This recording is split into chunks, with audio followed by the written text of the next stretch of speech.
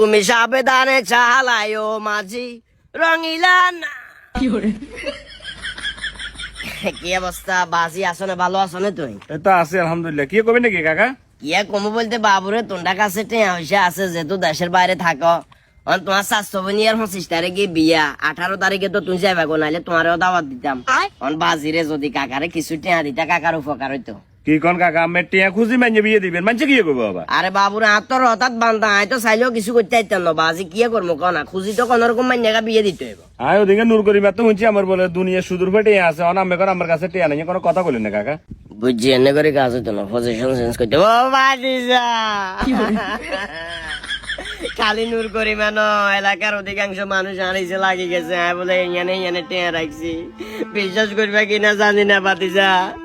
ঘরের টিনিয়ান পর্যন্ত নাই, জোরে করে যদি সুরে গাই আর ঘরের তে হানি ঢুকি বাসি যায়। অন্তরটা যদি কিছু টেয়া না দিও আই মাইনে কেনে বিয়ে দেবো বাতিজা। আরে কাকা কান্দিয়ে না দৌড়বা, আমরা কান্দলে আন্ডা করে কষ্ট লাগে বাবু, মনে কষ্ট হয় কথা কিছু বুঝি। আমরা আন্ডা আছি তো, আমরা টেনশন কিলে করেন।